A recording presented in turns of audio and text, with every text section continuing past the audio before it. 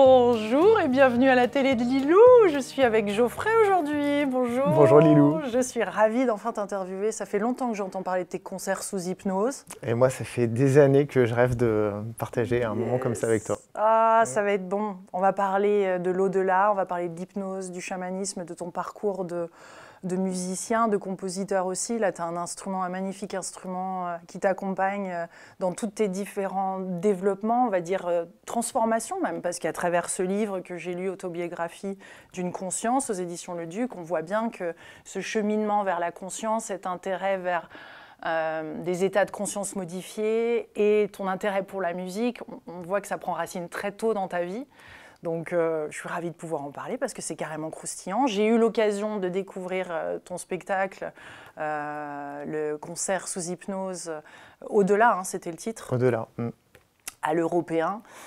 C'était franchement grandiose. En 16 étapes, on va parler des EMI, on va parler de ce que tu nous proposes et de la transformation possible grâce à ces états de conscience modifiés. C'est juste excellent. Tout ce qu'on adore. On est là, voilà, on est là dans ce magnifique cadre à l'hôtel 5 Codec qui me permet de pouvoir tourner d'ici et on est dans les bonnes conditions pour une conversation qui est intime et qui va surtout nous nourrir sur plein de plans différents. Et ça, c'est l'objectif de cette émission, de cet endroit, de toi aussi, de véhiculer. Tu le véhicules, on le véhicule. Donc on est dans des conditions parfaites. Avec une équipe fantastique. Avec une équipe fantastique. Alors, dis-moi, Geoffrey, parce que tu as passé un petit peu de temps aux États-Unis quand même. Hein, ouais, presque trop court. Trop court. C'est vrai que j'ai longtemps eu un peu le rêve américain et puis j'ai eu la chance de faire des études à la Berklee School of Music à Boston, qui est un peu une école mythique pour la musique et pour le jazz. Et j'avais une bourse pour plusieurs années, mais j'ai fait qu'un trimestre. Quand je suis rentré pour les vacances, on m'a tout de suite proposé une très très belle tournée avec Tito Puentes, qui est un peu une légende de la salsa. Et donc je me suis dit, bon, je vais faire cette tournée, parce que c'était quand même ça, le rêve avant tout, c'était de tourner. Ouais. Et j'ai fait la tournée. Après, il y a Patricia Cass qui m'a proposé de faire une tournée, ou Obispo, je ne sais plus. Enfin bref, et j'ai enchaîné les tournées, et puis finalement, j'y suis jamais retourné à Berklee. Donc ce qui est intéressant, c'est que dès tout jeune, à 6 ans, ou je ne sais plus, enfin 6, 7, 8 ans, tu as déjà des premières visions d'un accident qui va se dérouler bientôt. Ouais. Et tu as cette vision qui t'arrive, et déjà là, tu te dis, attends, qu'est-ce qui se passe? Comment tu gères ça à un si jeune âge quand tu as une vision aussi, pas dramatique, mais quand même perturbante? Ouais, c'est vrai que je ne savais même pas si c'était perturbant, parce que je l'ai accepté, mais c'est vrai qu'à 6 ans, en montant dans la voiture des amis de mes parents, qui devaient me ramener donc, chez mes parents, en ouvrant la portière, j'ai la sensation, je sais qu'il va y avoir un accident. Et je me rappelle vraiment m'être dit, ben, c'est pas grave, je vais en faire l'expérience. Donc je pense que je devais savoir que ça allait être pas si grave comme accident. Mais donc ouais, je suis monté en le sachant, et je me suis endormi. Et je me suis réveillé dans le fossé, dans la voiture, mais dans le fossé. Et donc on avait eu un accident. Et c'est vrai que je pense qu'à cet âge-là, ça a dû me dire que ça a créé une croyance, comme quoi on pouvait avoir accès un petit peu au futur, ou que les intuitions valaient la peine d'être écoutées. Ouais, cette rétrocausalité, hein, d'ailleurs. Tu t'es intéressé un peu aux travaux de Philippe Guillemant longtemps après, mais je veux dire, on y est quand même. C'est ça, exactement. Tu peux en parler un peu de cette rétrocausalité et comment toi tu la vois, qui s'est agi dans ta vie à plusieurs moments d'ailleurs de ta vie. Je pense que donc à 6 ans, donc sans avoir lu les bouquins de Philippe Guillemant, je pense que ça a créé cette réalité qu'on pouvait avoir accès parfois à des informations qui proviennent du futur. Et donc c'est vrai que quand je suis tombé sur les livres de Philippe Guillemant, donc moi je sais pas, j'ai dû tomber dessus en 2000, je sais pas à quelle époque c'est sorti, mais peut-être en 2005 ou 2010, dans ces eaux-là. Et ouais, ça m'a beaucoup parlé, parce que finalement ça racontait ce qu'on peut vivre un peu tous avec les synchronicités, avec ces intuitions qu'on a parfois de temps en temps. Mais c'est vrai que moi je m'en étais fait un peu un style de vie, parce que après j'ai commencé le sax un peu plus tard, mon prof me disait, bah voilà, dans quelques mois tu vas passer une audition, et pour t'y préparer, ce qui serait bien, ce serait de visualiser le soir quand tu te couches comment l'audition va se passer. Mais oui. Donc imagine quand tu rentres sur scène comment ça se passe, imagine quand tu t'accordes, que tu salues le public, que tu joues. Et donc moi je visualisais ça, et c'est vrai que ma première audition s'est passée exactement comme je la visualisais. C'est bluffant. Ouais, c'est bluffant. Donc moi, à 8 ans, je me suis dit, bon, il y a eu cet accident, là il y a les visualisations, on peut créer une connexion avec le futur, ou alors est-ce que c'est justement c'est le futur qui vient vers nous, est-ce que c'est nous qui nous en rapprochons, qui le créons? Mais il y a un truc, il y a un truc. Et après, tu sais, quand on fait de la musique, on fait un instrument, il y a donc il y a les cours d'instrument, puis il y a les pratiques collectives, quand on est au conservatoire. Et donc, moi, la pratique collective, c'était avec un autre prof, qui par la suite est devenu chaman. Donc à 12 ans, je me suis retrouvé avec ce prof, Thierry Cazenave, un prof incroyable, tellement incroyable que le groupe de musique qu'on a créé avec tous ces petits jeunes donc de 12-13 ans, des copains, on l'a appelé Carpe Diem, parce que c'était notre prof de Carpe Diem, tu sais, ce prof qui est hyper inspirant. Et donc, ouais, lui, il nous disait, qu'est-ce que vous avez envie de faire? Donc nous, on disait, on a envie de jouer avec un orchestre symphonique, enfin, tu vois, on avait zéro limite. Et on a créé tous ces trucs-là avec ce prof, de faire des enregistrements. Ça marche mieux à plusieurs ou quand tu le fais seul, tu as trouvé ça plus efficace? Effectivement, peut-être que aussi le fait d'être en groupe, déjà avoir le même rêve, les mêmes ressentis, de partager les mêmes rêves, d'avoir 13-14 ans avec tous ces jeunes qui faisaient de la musique, on était un groupe de 5-6, et ce prof qui était déjà à moitié chaman, il s'est passé plein de trucs de fou. Et donc je pense qu'on a réussi à créer des projets. Parce tu parles ici de chamaniser sa vie, enfin on y est, c'est-à-dire que tu utilises des principes quand même chamaniques, ancestraux, que tu as au fur et à mesure, et d'ailleurs dans ton spectacle on le voit, où tu parles des Kogi, tu parles de différents types de cultures et on va dire de civilisation, enfin de façons d'opérer, qui se rejoignent au final entre elles, et tu as fait un mix de tout ça pour amener à cette ouverture de conscience et vivre une expérience de transformation. Ouais, je pense que l'être humain, depuis qu'il est être humain, se pose ces questions de qu'est-ce qui se passe après la vie, de comment comprendre la vie, comment interagir avec, comment être heureux, ce genre de choses. Donc, moi en tant que musicien aussi, c'est comment me réaliser, comment jouer la plus belle musique, comment arriver à jouer avec des super artistes et comment créer ça en connaissant personne. C'est-à-dire, moi je suis d'Aix-les-Bains, je suis arrivé à Paris. Et j'avais le rêve de faire plein de belles tournées, enfin un rêve de musicien. Parce qu'il y en a, des musiciens, vous êtes plein. Énormément. Il y a une compétition de fou. Tu le vis comme une compétition avec tous ces réseaux, tous ces jeunes qui arrivent aussi, ces envies, je dirais, comment tu le vis ça, c'est toi, parce que tu as réussi à te faire une place, tu as créé quand même quelque chose d'unique, c'est hyper inspirant pour non seulement des artistes, mais aussi, enfin je pense qu'on est tous artistes en nous, donc... c'est quand même génial d'aboutir à quelque chose qui te correspond et d'avoir eu le courage, parce que tu oses quand même dans ton spectacle. Je veux dire, tu nous as fait faire des trucs, bravo quoi. Ouais, j'ai vraiment envie de profiter de ces spectacles pour essayer des choses. Mais alors, aujourd'hui, je me sens plus du tout en compétition. Parce que effectivement, ces concerts sous hypnose, c'est assez unique et c'est singulier. Et justement, ça me plaît aussi à travers ces concerts de pouvoir dire aux musiciens trouvez votre singularité. Et parce que je pense que quand on est musicien, on peut avoir une espèce de rêve un peu yang, un rêve de surface, un rêve de société, où être musicien, ce serait jouer dans telles conditions, avec tels artistes, dans telle salle. Au Stade de France, comme tu as fait, ou Patricia Cass. Le truc un peu le rêve commun, le rêve de base. Et je pense qu'en tant qu'artiste, justement, on doit se poser la question, mais attends, moi je suis qui? Qu'est-ce que j'ai envie de réellement proposer? Et puis peut-être jouer dans d'autres cadres. Ça peut être, je sais pas moi, en haut d'une montagne, mon batteur, là, c'est un randonneur aussi, c'est un super batteur, et qui justement, lui, réalise aussi le rêve de jouer avec des musiciens incroyables. Mais je vois qu'il est tout le temps en train de poster des vidéos de rando, et je me dis, je pense que lui, s'il faisait des concerts en montagne... Comme Marc Vella qui emmène son piano à l'autre bout du monde. Jouer avec l'écho, et je pense que le public est aussi en recherche de musiciens qui vraiment proposent quelque chose d'unique. En tout cas, avec tout ce qui est diffusé sur les réseaux, etc., l'IA, c'est vrai que ça nous pousse quand même à créer des choses d'uniques, à trouver sa place, à aller encore plus loin peut-être dans notre créativité, oser des choses différentes. Et c'est qu'en se différenciant et en allant vraiment dans cette profondeur de soi, c'est-à-dire vraiment de faire aussi un travail d'introspection, non? Parce que ça c'est passé par là pour toi. Je veux dire, tu as vécu quand même des choses très fortes. Ouais, et je te rejoins là-dessus. Avec l'IA, effectivement, beaucoup de métiers vont se transformer, particulièrement le métier de musicien. Et je pense que la clé, en tout cas, ce qui va être intéressant, c'est de proposer des expériences au public qui lui-même va vivre sa vie et son métier différemment et aura envie de vivre des expériences. Souvent, on me dit tiens, ce serait cool qu'il y ait je sais pas, des masques de réalité virtuelle pendant tes concerts, tout ça.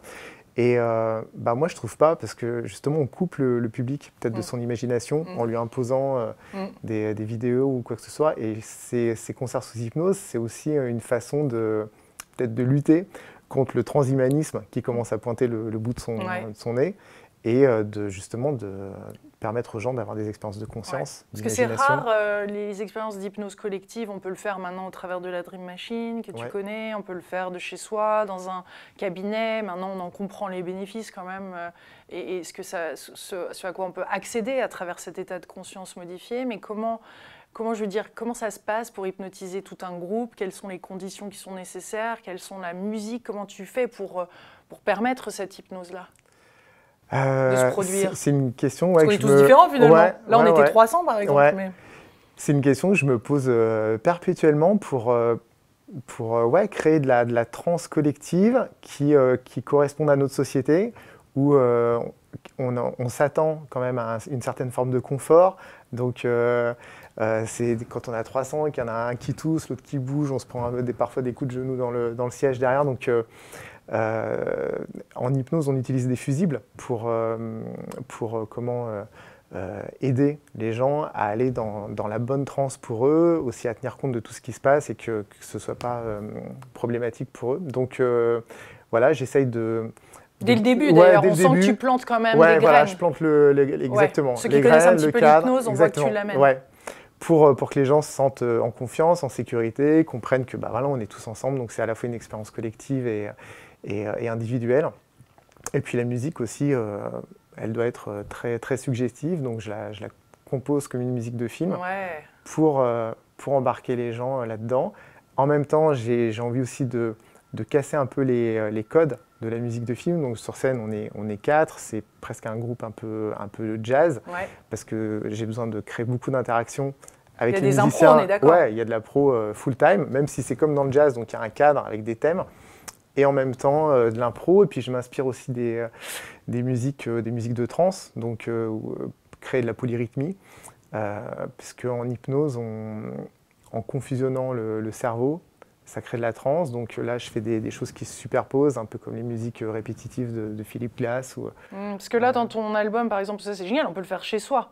Là, j'ai au-delà, donc plus tu as 47 minutes en plus d'hypnose dedans, donc c'est déjà des musiques sur lesquelles on peut l'utiliser pour visualiser, on peut déjà vivre des choses. Je veux dire, moi, j'utilise celle de Hans Zimmer, mais pourquoi pas de Geoffrey Saco? Allez, pourquoi pas? Non, mais c'est vrai que ces musiques-là peuvent faire voyager. Il y a cette hypnose de 47 minutes qui est une version courte de ce qui peut se passer en concert.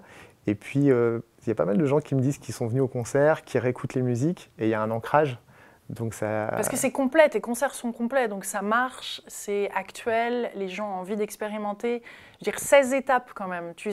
Comment tu as créé ces 16 étapes? Je veux que tu nous en parles un petit peu plus, parce que là, par rapport à l'EMI, il y a quand même un truc qui nous emmène dans cet état de conscience modifié aussi quand même. C'est ça, donc comme beaucoup, je suis hyper intéressé par ce sujet des expériences de mort imminente. Et donc j'ai voulu... Qu'est-ce qui te plaît dans ce sujet? Parce que ça parle quand même peut-être d'un des sujets les plus importants de la vie, c'est qu'est-ce qui se passe après. Parce que ça donne du poids à tout ce qui se passe maintenant. Et donc c'est un sujet qui me fascine depuis toujours. Alors plus petit à travers les mythes et légendes, tout ça. Mais aujourd'hui, je trouve que la science puisse s'intéresser à ça et qu'on commence à étudier la conscience. Je trouve qu'on vit une époque géniale. Et toi, tu t'es dit, moi, j'ai pas fait d'EMI, j'ai envie de vivre une EMI, donc je vais créer la situation adéquate pour cette EMI. Ouais, c'est ça. En fait, j'ai vécu des états de conscience modifiés proches d'une EMI, genre cet amour inconditionnel, ce truc qu'on peut toucher, mais je me voyais pas en parler à travers mes concerts sur ces thèmes-là qui sont peut-être plus proches du chamanisme, qui sont peut-être un peu plus barrés. Et je trouvais que l'approcher selon les EMI, c'était pas mal. Donc effectivement, il y a ce psychiatre Bruce Greyson qui s'est intéressé au sujet et qui a élaboré un questionnaire donc de 16 questions qu'on appelle l'échelle de Greyson, où il va interviewer les personnes qui prétendent avoir fait une EMI en leur posant ces questions-là.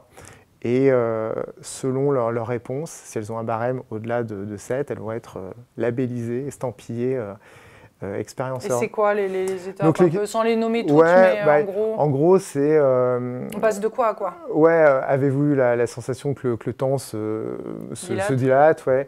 Avez-vous ressenti un sentiment de paix, etc. Donc ça commence comme ça par des questions de l'ordre un peu plus psychologique ou physique, et puis ça va jusque des questions un peu plus mystiques. Donc avez-vous eu la sensation de rencontrer un être de lumière, d'avoir eu des réponses métaphysiques, spirituelles, etc.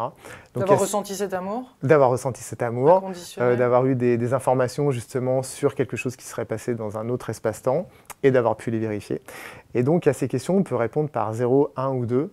0 étant l'absence totale de signification de ces questions et 2, l'intensité maximum. Et donc avec ces 16 questions, on peut avoir un barème de 0 à 32 si on a plus de 7. Et donc ce qui est sympa, hier justement j'ai fait un live sur Instagram, donc suite au concert, pour poser ces questions-là au public. Et c'est vrai qu'il y a des gens, donc je leur dis bien, même si vous avez eu un gros score, c'est pas une expérience de mort imminente que vous avez vécue, c'est un voyage imaginaire. Mais il y a quelque chose vraiment qui se passe au travers de cette transe, au-delà d'être très fun.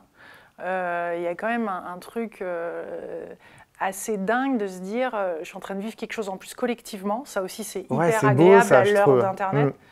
Et de sentir qu'il y a un avant-après, dans le sens où je pense que quand tu fais une AMI, quand même, tu reviens et tu as cette sensation de vouloir œuvrer, de vouloir vraiment vivre l'instant présent, de lâcher tout. Enfin, tes croyances limitantes, elles sont lâchées, quoi. Tu as juste envie de faire. Et je crois qu'on est à l'ère où on a envie de ça. Et on sent qu'il y a peut-être des barrières, mais elles peuvent être levées tellement facilement à travers des pratiques comme celle-ci ou des expériences, tu vois. Je vois qu'il y a certaines personnes, c'était pas leur première fois qu'elles viennent te voir. Ouais, il y en a qui viennent effectivement pour la 2e ou 3e fois. Et puis, je pense que rien que de proposer un concept comme ça qui est à la fois nouveau et en même temps musique et état de conscience modifié, c'est vieux comme le monde. Et qu'on puisse se retrouver en groupe pour ça, je pense que déjà ça ouvre des portes, ça autorise des gens à se dire tiens oui, je peux faire un truc différent, je peux me réaliser moi. Et puis le vivre de façon collective, c'est beau parce que les gens sentent qu'ils font partie de cette grande communauté d'humains qui ont envie d'explorer des trucs, de donc il y a différents thèmes, cela dit, parce que là moi j'ai fait au-delà, mais tu as différents thèmes dans différentes villes et tu fais régulièrement des tournées où tu es appelé. J'ai un autre concert sous hypnose qui s'appelle Le Voyage du héros. Donc là, qui est inspiré du livre de Joseph Campbell, Le héros, miel et un visage, qui, dans ce livre, en fait, il énonce sa théorie du monomythe, comme quoi donc, tous les mythes de notre humanité seraient construits sur la même architecture. Et donc, il y a plein de psychothérapeutes qui se sont dit, mais on est tous les héros de notre propre vie, on a tous des aspirations profondes, avec des épreuves, des choses à comprendre, etc. Et donc, ils ont créé un protocole d'hypnose qui s'appelle le voyage du héros, et que j'utilise, que j'ai mis en musique. Et donc, pareil, tu as tout le public qui fait son voyage du héros et qui ressort de là galvanisé, en s'étant connecté à ses valeurs, et c'est chouette. Super. Je sais que tu as fait plusieurs types de voyages, tu es parti en Amazonie aussi, non? Ouais, alors la première fois que je suis parti en Amazonie, c'est parce que justement, comme je voulais m'inspirer pour ces concerts sous hypnose et que personne ne faisait ça, tu savais déjà, tu partais avec cet objectif quand même? Ouais, je voulais faire un concert sous hypnose et j'aurais voulu voir un concert sous hypnose pour voir comment ça se passait. Comme ça n'existait pas, je me suis dit, je vais aller à la source, je vais aller rencontrer les chamans qui utilisent eux aussi la musique. Je vais avoir 2-3 petites visions que je vais ramener, je vais écrire ça sur un bout de papier, c'est parti. Et ça a été fou parce que j'ai vraiment eu la vision des concerts sous hypnose, de ce que ça allait pouvoir apporter. Et donc je suis rentré archi convaincu que le projet allait être super, quoi. Et ça s'est rapidement mis en place après. Parle-nous des galères, parce que c'est aussi, à un moment, il y a une espèce de déclic, et là, ça y est, tout s'accélère, mais on sait bien que tu passes par des phases, et on le lit, et c'est en ça que ton livre est hyper intéressant aussi, de voir toutes les différentes étapes qui t'ont amené à... Ça se construit comme un puzzle, mais bon, il y a des passages à vide quand même. Bah ouais, c'est une entreprise, c'est un métier d'entrepreneur aussi qui se crée en même temps que ces concerts sous hypnose. Et en fait, ces concerts sous hypnose, c'est un peu arrivé tout seul dans le sens où c'est en faisant des concerts normaux que j'ai vu que les gens partaient un peu en transe. Et c'était des concerts de jazz où je jouais une musique qui était inspirée du Tao. J'étais parti en Australie pour composer un album sur le Tao qui s'appelle Element of Sun. Et en jouant ces musiques dans un cadre complètement normal de festival et club de jazz, j'ai vu que les gens fermaient les yeux, partaient en transe, au fur et à mesure que je leur racontais comment j'avais composé, etc. Et c'est là où je me suis dit, bah, ce serait cool d'amplifier le truc et de l'assumer réellement et de faire des concerts sous hypnose. Parce qu'il n'y avait pas aussi, attends, je t'interromps, parce qu'il n'y avait pas un moment où, tu apprends le magnétisme et l'énergétique, et là, tu te dis, au lieu de le faire avec les mains, je vais le faire avec mon instrument. Et là, la fille en question pour laquelle tu avais visé le foie se met à vomir. Mais ouais, et elle part de la salle, et en fait, tu te dis, mais en fait, je peux guérir aussi avec le son, parce que là, on parle de guérison quand même avec le son. Ouais, bah, toutes ces étapes s'enchaînent. Avant de faire ces concerts, bah, donc, bon, moi, j'ai toujours été musicien, mais toujours passionné de conscience, de ces trucs justement de visualisation, tout ça. Donc, je me suis formé dans plein de petits trucs, mais sans aller à fond là-dedans. Et c'est vrai qu'en énergétique, il y avait un jour où j'avais un concert après la formation. Donc, j'étais venu avec mon instrument. Et plutôt que de faire un son avec les mains, j'ai fait un son avec le son. Et c'est vrai que la personne s'est levée direct en allant vomir. Donc, pour se libérer, bah, comme une purge, finalement, amazonienne. Donc on revient sur les passages difficiles ou un peu plus lents, mais tu avais... donc entre ça, là où tu te rends compte qu'en concert, ils partent en transe, il y a eu des moments de doute où tu as rapidement retrouvé je veux dire, le cap et tu avais un objectif et tu sentais le... Non, jusqu'à la création, jusqu'à là où tu en es, tu vois, dans les différentes étapes. Parce qu'il y a eu l'ayahuasca, il y a eu tu vois, différentes découvertes que tu as faites. Mais même si on sent que dans ton récit, ça s'enchaîne, je suppose qu'il y a eu des moments de grande solitude quand même. Ouais, il y a... en fait, j'ai jamais douté des concerts sous hypnose, de cette forme-là de musique. Mais par contre, c'est vrai que ça n'a pas marché du premier coup. C'est-à-dire qu'il y a plein de fois où tout simplement j'ai produit ces concerts. Bon, déjà, j'ai jamais trouvé de producteur, donc j'ai toujours produit ces concerts seul. Et il y a plein de fois où je produisais le concert et je perdais beaucoup d'argent. Louer une salle, faire la com, payer les musiciens, le matos, le truc. Et s'il y a 100 personnes dans la salle, ça ne couvre pas les frais. Donc c'est vrai qu'il y a eu toute une période où j'ai fait énormément de concerts, on va dire, alimentaires pour financer ces concerts sous hypnose qui me coûtaient pas mal d'argent. Et ouais, c'était ça c'était compliqué. Parce que déjà, c'était hyper crevant, hyper déstabilisant. Mais ça ne mettait pas le doute pour autant. Ouais, ça ne m'a pas mis le doute. Donc, j'ai continué des années à financer ça. Et puis maintenant, ça fonctionne. Donc, c'est trop chouette. C'est réjouissant quand ça y est, le rêve devient réalité. C'est un métier, quoi, producteur. Donc, c'est un métier que j'ai appris et que je ne connaissais pas. Donc, j'ai fait plein d'erreurs. Et puis la France, c'est un pays qui peut aussi beaucoup aider. Donc, quand on est producteur, on cotise à énormément de choses, la SACEM, le machin, donc ça coûte beaucoup d'argent aussi de produire. Mais il y a les subventions, donc il y a plein de choses que je ne connaissais pas. Il y a tout un... Et est-ce que c'est dans ton livre, parce que là j'ai un doute, tu vois, je fais plusieurs interviews de suite, mais est-ce que c'est toi qui avais un rêve, et une fois que tu as réussi à réaliser ce rêve, d'un seul coup tu t'es retrouvé sans rêve, et tu te dis, mais mince, en fait j'ai réalisé ce rêve, et maintenant je suis en déprime parce que j'ai plus de rêve. Mais c'est ça. C'est toi. Ouais, ouais. En ça tout cas, moi, ça m'est arrivé. Mais ouais, et moi j'avais le rêve de jouer au Stade de France avec une star. Quand j'avais 15 ans, je voyais l'émission de télé La Nulle Part Ailleurs. Je voyais les musiciens qui jouaient avec justement les invités et tout, et je me disais, mais je veux trop faire ça. Et donc, je joue au Stade de France. Et c'est vrai que quand j'ai eu l'occasion de jouer au Stade de France avec Yannick Noah, qui à l'époque, 2011, personnalité préférée des Français. Donc, c'était le concert en France, tu vois, qui vraiment était cool pour les musiciens. Je me suis retrouvé à faire ce concert. Et le lendemain, je me suis dit, mince, en fait, je fais quoi maintenant ? Tu vois, ça fait 15 ans que je me programme à faire ce truc. Et que je visualise ça, c'était fou d'ailleurs ce concert, parce que j'avais que des impressions de déjà vu, même les gens dans le public, je les avais déjà vus en visualisation. Et ouais, donc c'est vrai que ça aussi c'était une grande leçon, et on l'apprend en hypnose, c'est quand on pose un objectif, de se demander qu'est-ce que ça va permettre de faire d'autre derrière, et quel pourrait être l'objectif d'après. Parce que ça envoie une double information, celle que déjà ce premier objectif est réalisable, puisqu'il y en a un autre derrière.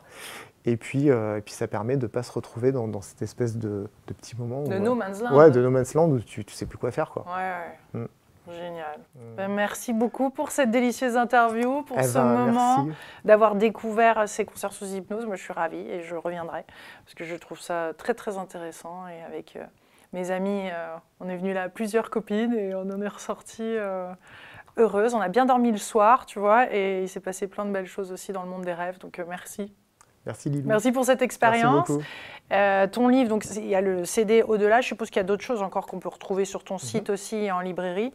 Et Autobiographie d'une conscience, géniale, préfacée par Yannick Noah, enfin en tout cas qui te soutient aussi. Tu as tous ces artistes qui sont là aussi avec toi. Bernard Werber, mais oui, parce que lui aussi fait des spectacles, des régression de vie passée. Ouais, c'est très très sympa. Mais merci beaucoup. Merci. Et bah, écoutez, si cette interview vous a plu, n'hésitez pas à la partager, à lire son livre, parce que franchement, il y a plein d'étapes différentes et c'est super inspirant. Et d'écouter cette musique chez soi ou de venir voir un concert sous hypnose. N'hésitez pas à partager cette vidéo, l'écouter en podcast. Je vous embrasse très très fort et je vous dis à bientôt, chers co-créateurs.